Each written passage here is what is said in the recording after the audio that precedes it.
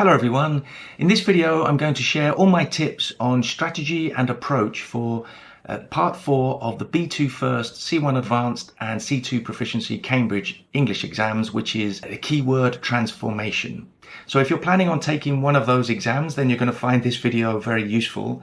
And if you're not planning on taking one of those exams, you might find it interesting and even fun, because I actually think these tasks are really useful for practicing your vocabulary and grammar. So in a moment, we're going to look at example tasks for each of the exams. So we're going to look at a B2 First task, a C1 Advanced task, and a C2 Proficiency task.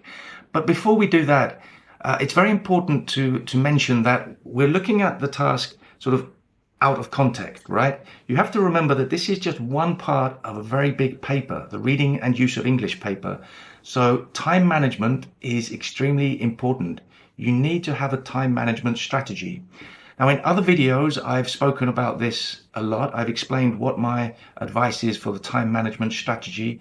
And in my online courses for the B2 First, C1 Advanced and C2 Proficiency exams, I go into a lot of detail. But I will just say for this video that for this part of the reading and use of English paper, I recommend that you spend between 10 and 15 minutes. Definitely no more than 15 minutes on this part of the exam. In fact, I'll go even more specific and say you should spend about 12 minutes, because there are 6 questions in this part of the exam. So I recommend you spend about an average of 2 minutes on each question. I mean, sometimes you'll need less, maybe you just need about 30 seconds, and sometimes you'll need more, maybe 3 minutes. But it's very important that you stick to your time management strategy, because you will need more time for the other parts of this paper. So that being said, let's have a look at what this part of the reading and use of English paper looks like, first of all. So this is what you'll see when you turn the page and start part 4 of the reading and use of English paper. I know it's very small on your screen, but don't worry, we're going to look at some individual questions in a moment. But as I said, there are 6 questions, and you have the instructions at the top and 1 example question. So we're going to start with a B2 First example. So this is taken from a sample Cambridge exam. So whether you're taking the B2 First, the C1 Advanced, or the C2 Proficiency exam, the format of this task will always be the same. So you will have a lead-in sentence. This first sentence is called a lead-in sentence, which is a complete sentence. Then you'll have a keyword. In this case, the keyword is mean. And then you'll have a response sentence. So this looks very similar to the lead-in sentence, but of course the big difference, as you can see, is that there is a gap. It's incomplete. The response sentence is incomplete. So of course, your job, your task is to complete the response sentence so that it has a similar meaning to the lead-in sentence using the key word. Okay, so it must have a similar meaning. That word similar is very important. And you must use the key word without changing the key word. So you must not change the key word. Here the key word is mean. You can't use meaning or meant or any other form of the word. You must not change it at all. Now that seems very simple and very clear, but you must remember part 3 of the reading and use of English paper is called word transformation. And that's exactly what you have to do. You have to change the words so that they fit the gaps. So when you're taking the exam, it may be a little bit more confusing, but just remind yourself that you must not change the key word. Also, for the B2 First, you must use between 2 and 5 words. So a minimum of 2 and a maximum of 5 words. This is the only thing that changes with the different exams. As you will see with the C1 Advanced, you must use a minimum of 3, a maximum of 6 words. And the C2 Proficiency, it's a minimum of 3 and a maximum of 8 words. So that's the big difference between the different levels. But the task is basically the same. And this is how I recommend you approach the task. So the first thing you should do is identify the information that is the same in both sentences. So the information that is in the lead-in sentence that is repeated in the response sentence. And then when you identify that information, I recommend you cross out those words. So here we can see we have Gwenda. That's important. I know it's just a name, but it's important that it's repeated. and then her sister's photographs. So we can cross out that information in the lead-in sentence, and then we can really focus on the information that we need to include in the response sentence so that it has a similar meaning to the lead-in sentence. So in this case, we have deleted and by accident. So you need to fill the gap in the response sentence with something that has a similar meaning to deleted by accident using the key word. So the key word here is a little bit tricky, right? Because mean, the word mean has many meanings. So of course, a word has a meaning. What does this word mean? That's one use of the word mean. To be mean as an adjective can be sort of nasty or even tight, that you don't want to spend money. But in this case, hopefully you've identified that mean means to do something on purpose. So if you mean to do something, it's because you do it on purpose. But in this case, of course, we have the idea of by accident. So Gwenda deleted her sister's photographs by accident. So it's the opposite, right? It's that she didn't mean to do this. So that's the first part of this sentence. You have did not mean or didn't mean. You can contract, you can use contractions, but it counts as the same number of words. Didn't would be counted as 2 words, the same as did not. So we already have 1 mark. There are 2 marks available for each question in this part of the exam. So you've already got 1 mark just by writing did not mean. But of course, this sentence is not complete yet because we need to represent the idea of deleted. It's very important to pay attention to the verb tense, which is used in the lead-in sentence. You can see here, deleted is the past simple. So in the response sentence, we have used the past simple did not mean. So to get the 2nd mark in this question, all you need to do is write to delete in the infinitive form to make it a grammatically complete sentence. So Gwenda did not mean or didn't mean to delete her sister's photographs. Okay, so not that complicated, right? Using that technique of crossing out the information that appears in both sentences, it really helps you to focus on the information that you need to rewrite in the response sentence to make a grammatically complete sentence. Okay, let's look at a C1 Advanced or CAE example now. So as I said, the format is exactly the same. You have the lead-in sentence, the keyword, and the response sentence. But in this case, you must use a minimum of 3 and a maximum of 6 words. The film was difficult to follow, but it was enjoyable.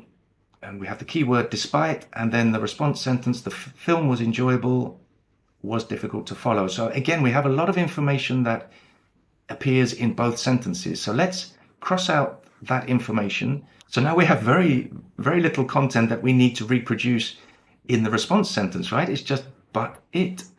So that's apparently quite simple, right?